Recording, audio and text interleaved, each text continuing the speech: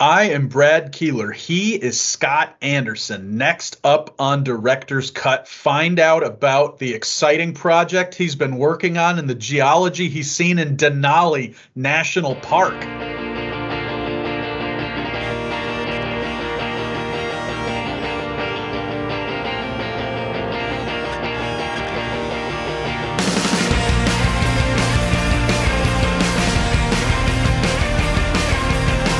Hello again, everybody, and welcome to Director's Cut. My name is Brad Keelor. I am the director of the Geo-Institute, and that is why we call this show Director's Cut.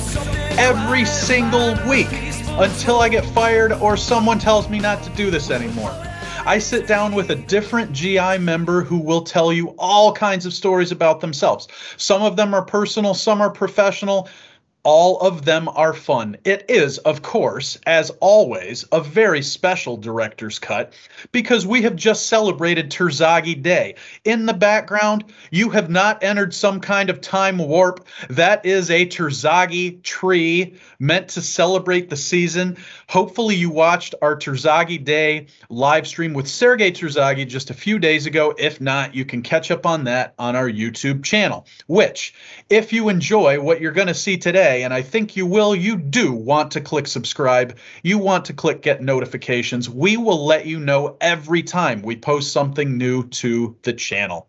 So with that out of the way, we go on to our guest for today. He joins us from the great state of Colorado. It's Scott Anderson, where he is a principal geotechnical engineer with BGC Engineering, and he is in Golden, Colorado. Scott, thank you for joining us today.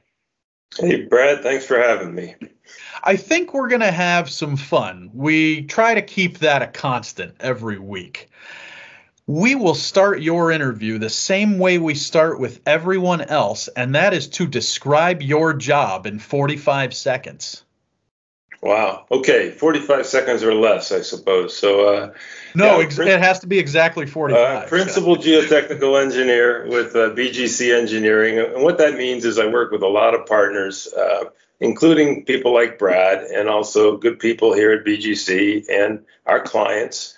And our clients' clients, in a lot of cases, to solve, complex earth science problems, important ones, and geotechnical engineering problems that I like to think are mostly on the edge of precedent. That there is some precedent for what needs to be done and the problem that the client is facing, but there is also plenty of room for innovation and new approaches because it's a little bit different of a problem. And that's where we like to work. That's where I like to work. And I think the people that I work with really make it quite rewarding.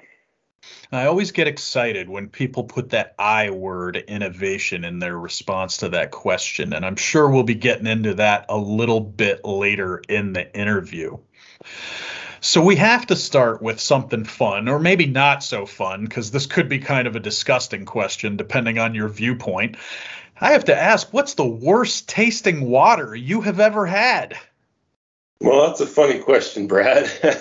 I am sitting right here in Golden, Colorado, and right outside my window, actually, is a big sign, 5 letters long, white cursive words and a red background that says Coors. And it literally is outside my window, and I see people taking pictures of it all the time. And they make a big deal about the water.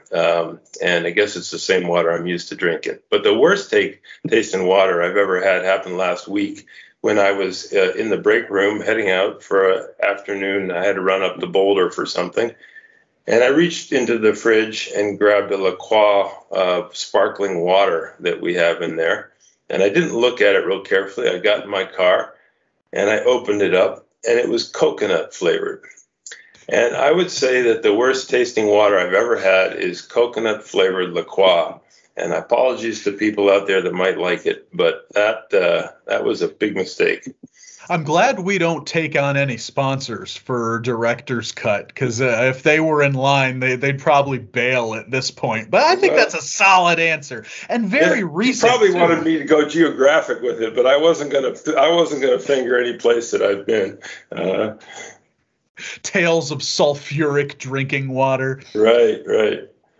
So when I think of Scott Anderson, one of the first things that comes to my mind is data. And so a natural question for you here is, what is the most memorable use of data that you've seen within the geo profession? Something that really just stood out to you, either as creative or horrible for that matter, I guess.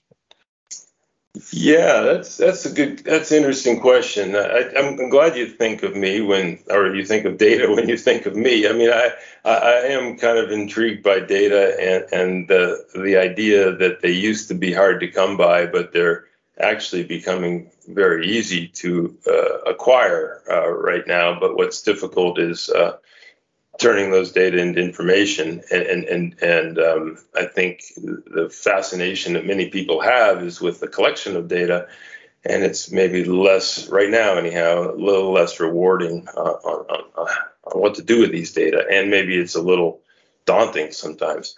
The answer to the question, in my mind, I thought about this a little bit.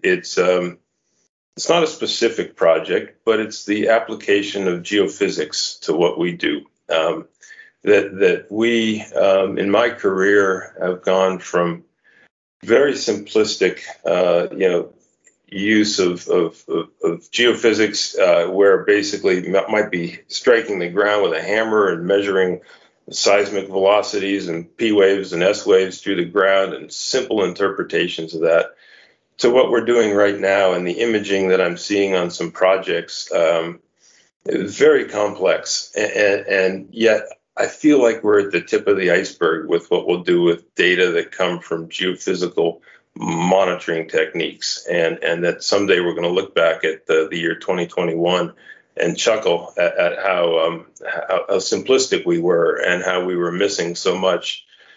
So I really think that the use of data in imaging the Earth has been really sort of an exciting development in the past few years, and boy, it's going to take off, I think.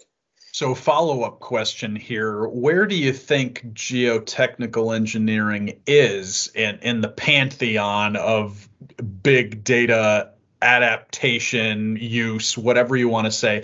And I'm going to make a bold assumption here that you're going to say we're behind a lot of other disciplines. What is something in your mind that could help us to catch up a little bit to where, whether it's, the biomedical field or anything really, what would help us make that leap? Yeah, that's interesting. I think the way to make the leap, I'm thinking of a quote that I think of often. I think it's attributed to William Gibson, that the future is already here. It's just not very evenly distributed, right? And I think, that's true with big data, and it's true with a lot of things. I think the way that we get farther ahead is by collaboration and working with others that are outside of our sectors. And I think that's true in geotechnical engineering. We need to look to what others are doing and copy that. I think we are fascinated by the collection of data in our field, because it's our heritage. It's been difficult to collect data about the Earth and use them to solve our problems. So maybe we're a little bit stuck on that track, and we need to jump onto the next one. But we will, have confidence. That's great. Thanks for that insight too. We have to go back to something fun now. Think back. This is one of those nostalgia questions we put into Director's Cut. What's the ugliest piece of clothing you've ever worn? And the second half of that is, why did you wear it? Well, the ugliest piece of clothing I've ever worn is, I wish you hadn't brought this up, because it's almost faded from my memory. It goes probably back to junior high school, where I was in the early 70s, and and wore some ridiculous suit with platform shoes and all the rest of that nonsense that might have made sense at the time, but I don't think it made sense at the time. I don't know why I wore that. I was not setting the fashion policy in my school for sure. I wasn't looked to for that. I must have been trying to make some kind of a point, but I still live in fear that somewhere there's a photograph of that, and I don't think there is. I think I'm safe. Well, that was going to be the next question, whether there was any photographic evidence of that. And so how... I pity the kids today, because there probably would certainly be photographic evidence, but I'm, knock on wood, I think I'm in the clear. What about your hair? I mean, what was the hairstyle that you rocked with that? Like it is right now, just longer. That's probably appropriate for the time. Yeah. So another thing I think is really interesting about you is that you went from industry to government and then back again. I had a government job, albeit with the British government, for about 8 years, and it required some change in mindset when I started there. And then when I left, it was the same thing. It was like you're kind of being unleashed on the real world again, and you have to adapt to all the stuff that happened while you were not part of the real world. Which transition was harder for you, when you joined FHWA or when you left to come back into industry? Brad, I've always been part of the real world, although I do a lot of it augmented reality kind of stuff. That's true. But I've always been part of the real world. Actually, it may not be clear to you or to a lot of folks, but my entry into FHWA was pretty easy. They were the federal lands part of FHWA was a client of mine for several years before I joined federal lands. And then through federal lands, I had a few positions, and then was leading the geotechnical services team at the Resource Center, which is where you and a lot of folks know me and think of me at FHWA. But that was a pretty easy ramp. Each one of those steps was a small step that I was well prepared for. It is a bigger move to leave government. It was great organization, lots of opportunity, but it was a bigger move to go back into consulting. In the consulting business, I wouldn't discourage people from jumping around in their careers, but it takes a little while to find your feet, and find where you can contribute best. But that's a bigger step. So anybody who has that little nugget within them that they think maybe public service is for them, whether it's at the city, the state, the federal level, I think that easy transition that you referenced was a pretty ringing endorsement for doing that. What would you say to that person that's thinking about maybe making that jump, but is kind of hesitant to do it? Well, I think, and I can only speak from my own experience, of course, like we all can, but I've had a lot of different perspectives on our business, and that to me is the most rewarding. One of the most rewarding parts of my career is to be able to put on that other hat and think about it that way. I would encourage people, going to lose more sponsors perhaps, but I would encourage people that if they're thinking about, making a change, that, nothing's permanent in this world, make a change. Like you said, I was a consultant, then in government, then a consultant. I was also a professor for a while. And I like to tell folks that I never left a job I didn't like. Every departure was hard. But I don't regret them. And that is a ringing endorsement for mobility, I think. Don't be scared. I like that. So the other question we ask everybody on this show is, of course, how did you first get involved in ASCE and GI? Yeah.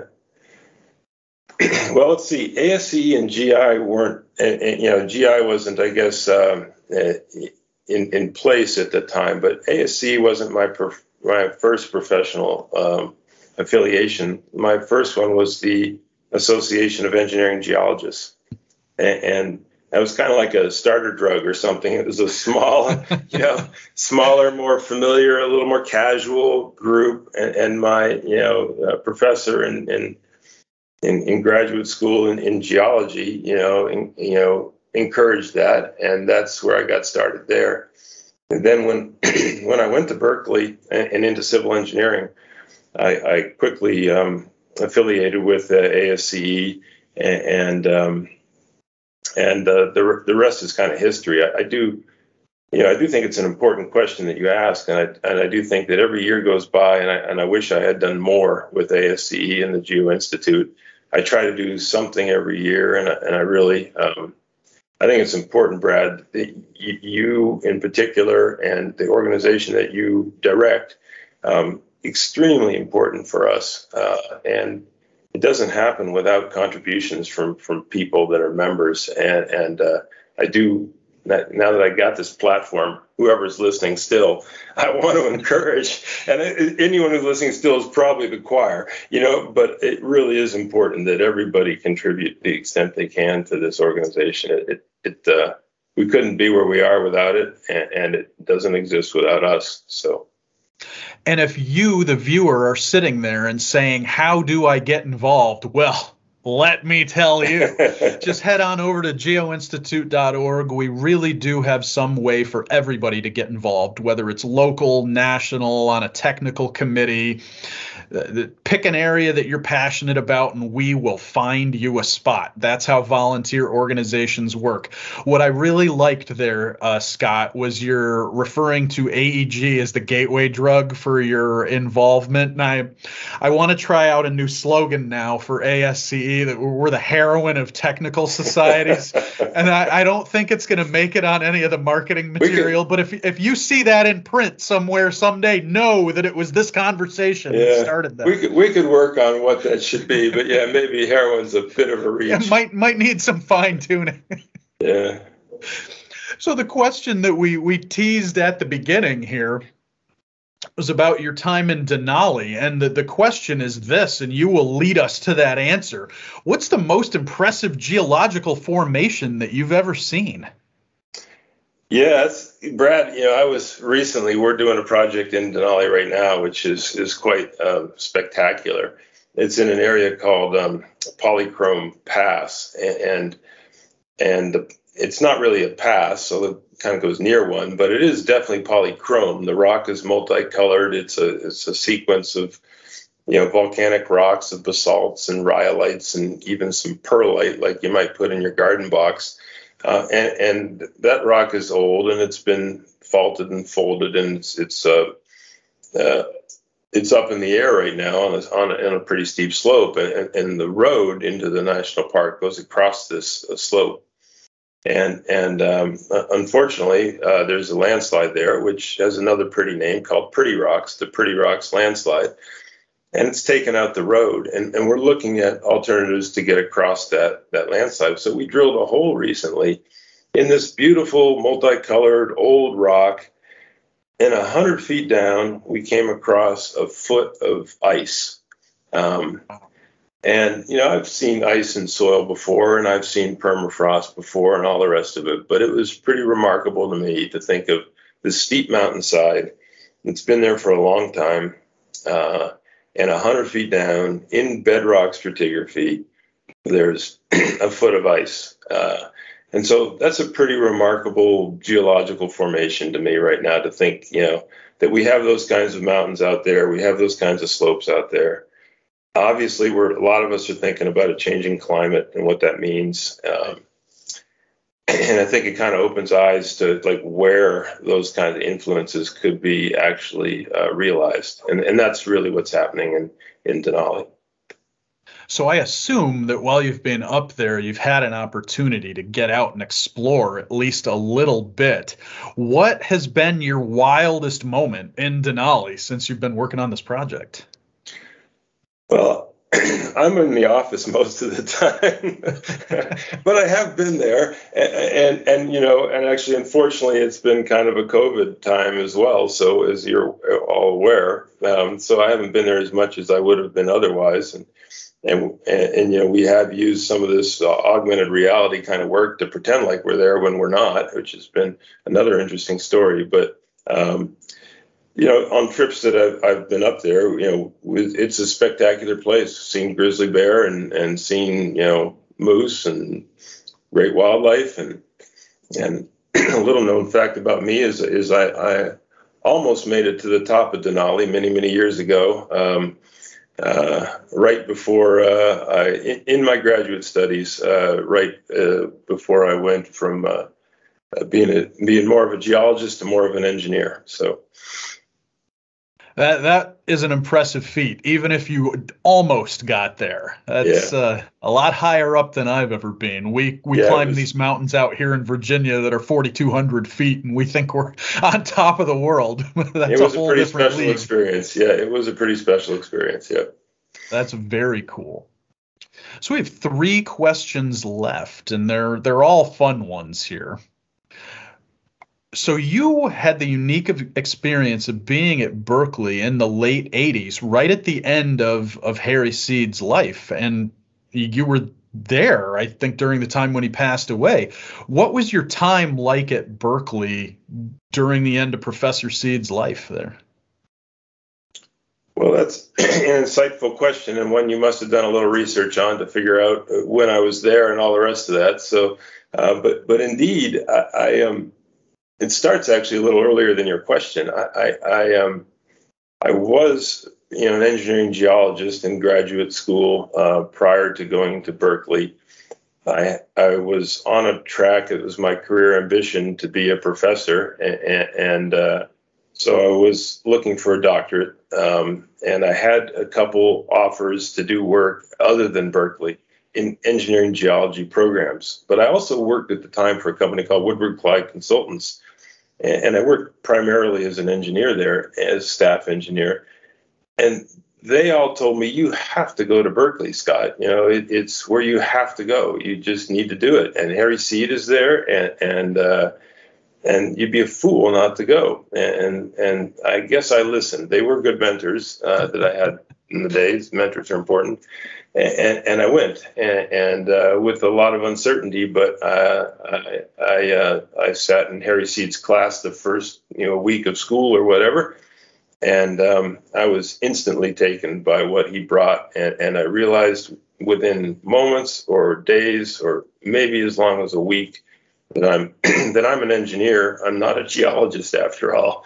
I'm a much better engineer. I love the way he tackled problems and the way he framed things, and he was instrumental in me, changing direction a little bit in my career. So I took classes with him, and there were, many other, fantastic folks at Berkeley too that helped with that. But he was very instrumental.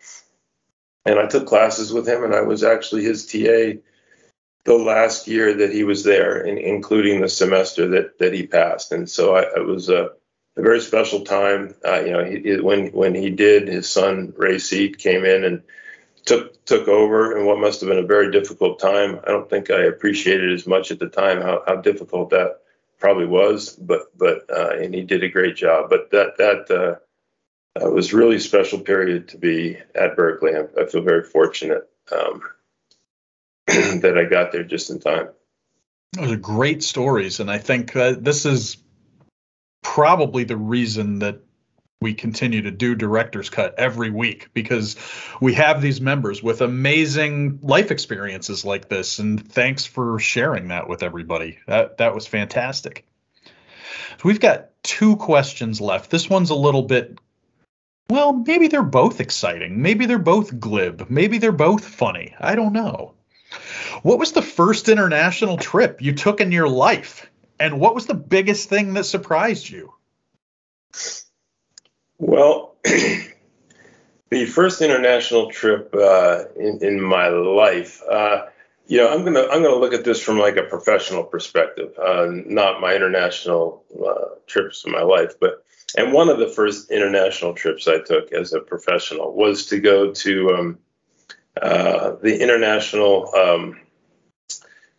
Soil Mechanics conference in New Delhi, India, in I think would have been like January of '94 or so, and what was interesting about that was that I was it was quite a big deal to get there. It cost somebody a lot of money. I wasn't paying out of my pocket for the first time.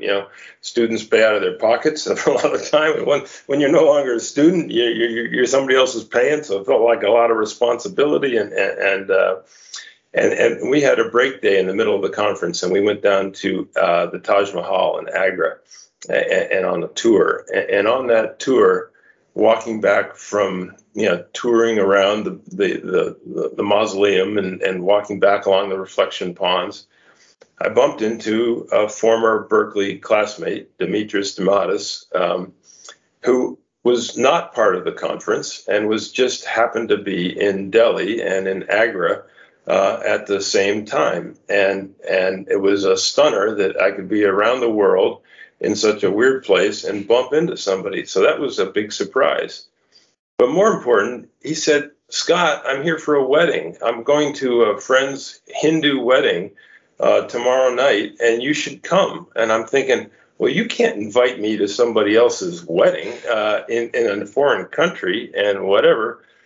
But if anyone on the call here still knows Dimitris, he had a way, and he has a way probably still. And I went. I gave up my responsibilities. It felt like a huge, mistake to be doing this and to leave the conference and go to somebody else's wedding. But I was so floored by the welcome reception I got there, and the wedding was one of the most memorable things I've ever done in my life.